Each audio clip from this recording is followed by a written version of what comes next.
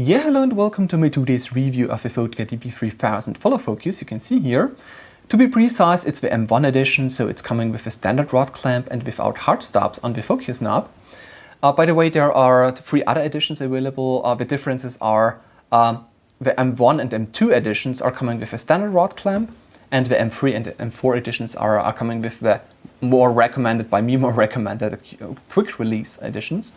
So you have a separate knob at the side, for example, to lock down the follow focus on the rods, and a separate one to lock down the sideway mechanism, like here.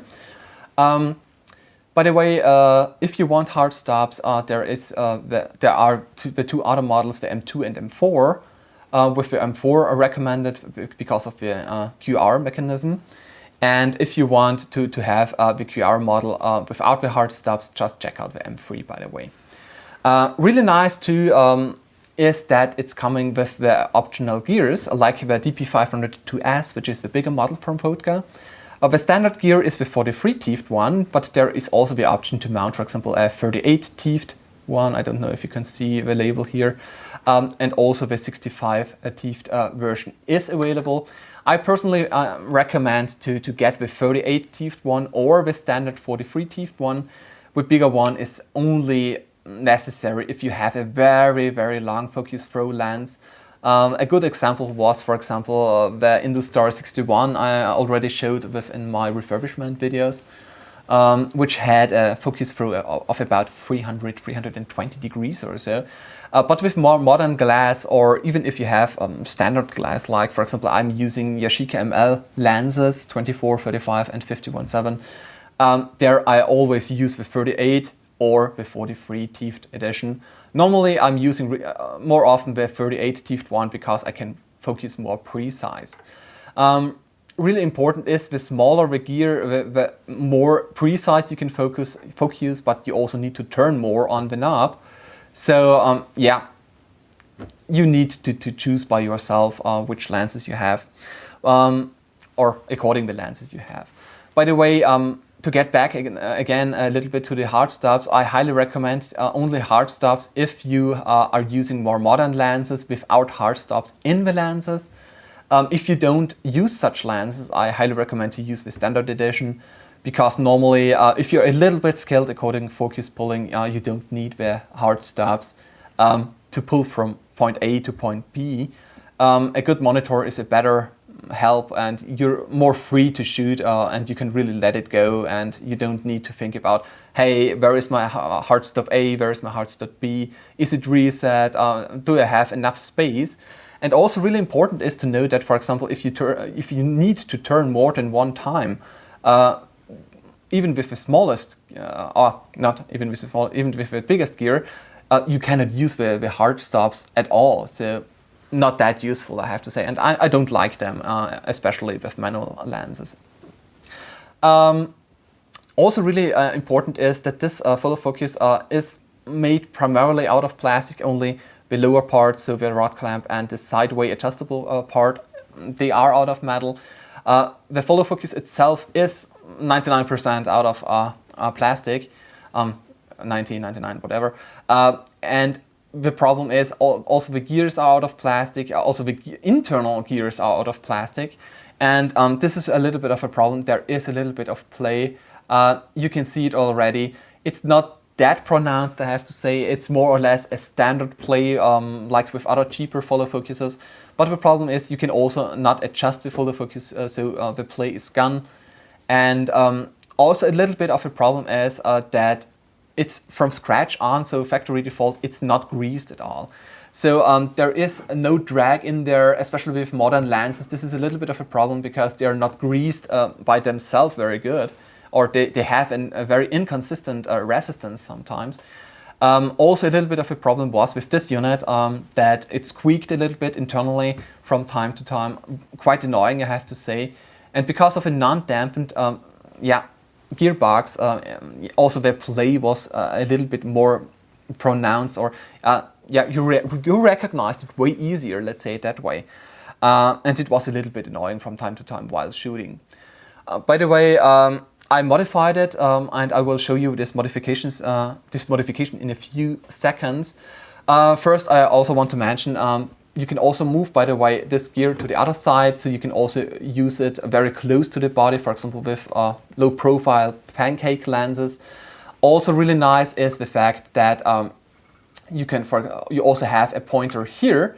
So for example, if you are a one-man band, you can also look at the focus marker, mark here instead of on top, and you can really see it also from this, from your side, not only from the top or from this side here, for example. Also really nice, you can really see it also very good here from sideways. So if you if you have a focus puller, it's also very easy to use. A little bit annoying is, as you can see, I cleaned this 1 or 2 times. The plastic is of a very low quality, I have to say, really easily scratched. Although I used not that stiff cloth. A little bit annoying too is the fact that this ring it's magnetic holded, but as you can see here, there is this notch here, and because it's not sliding on that easily, and because you need to always search this point here, it's really annoying sometimes. Okay, I'm at the wrong point. Especially if you have it mounted on your rig or so, and you don't find that notch again. It's quite annoying because there's always about 2 millimeters, 3 millimeters of space in between the ring and the follow focus itself. I don't know why they made this index pin, maybe to put it on again and your markings are still there, but there is a very high risk that the markings are gone because of your fingers, because of the handling of the ring. I don't think that it's really necessary to make such an index pin. A little bit annoying, so I highly recommend flip that out and just put the cloth on and clean it by turning the follow focus. Don't remove the ring because it's quite annoying. Overall usable. I primarily used it also for zoom pulling, which worked quite nice, I have to say, because the play is not that essential or not that important. I also used it, for example, to pull the aperture control, which also worked like a charm, because normally I only pulled in one direction, because it's like with the zoom, not that important where you are 100% exactly. With the focus, it's way more relevant or way more important. But let's get to the modification. By the way, this Allen branch, is also included in the package. You just remove the gear here. As you can see, there is the same mount like on the other side. I already removed 2 screws, so it's not taking that long. This is, by the way, a PH00. Yes, a PH00. I don't know if you can see this. Whatever. Screwdriver, Phillips head screwdriver, cross type screwdriver. Just unscrew all 4 screws. As already mentioned, 2 are already unmounted. Then remove this shielding part here. And now you can see that there's the ball bearing, and just use your finger and press against here. So it's going out on the other side. As you can see, the ball bearing is already out, and now I can pull it out, and I have the gear mechanism in my hand. As you can see, it's a little bit different to other follow focuses, a little bit at least.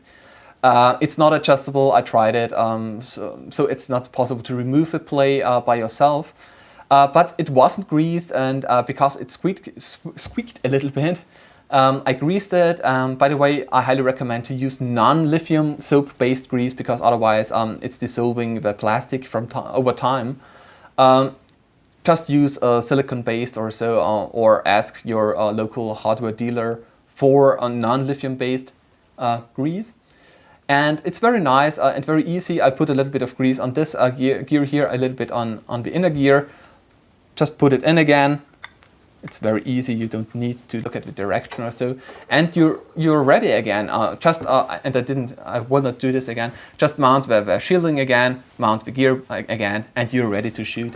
And the very nice thing is, it's also helping a little bit against the play, of a feeling of the play.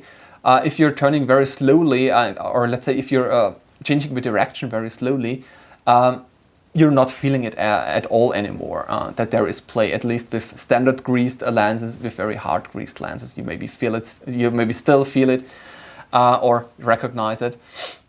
But as it's also helping with the squeaking, I highly recommend to grease the follow focus if you have a DP3000. Well, that's it more or less. Do I recommend it? If you have the option, check out the DP502S because it's not that much more expensive. I have to say, I mean, the difference is somewhere around 20 bucks, 30 bucks or so. And as the DP502S is dampened from scratch on, and you can also adjust the dampening a little bit, and it's full made out of metal, and it's also a little bit higher. Sometimes the DP502S is just the better option. Although I have to say, especially if you have a very low profile rig, if you get this, for example, way cheaper, for example, I got this one used for around 40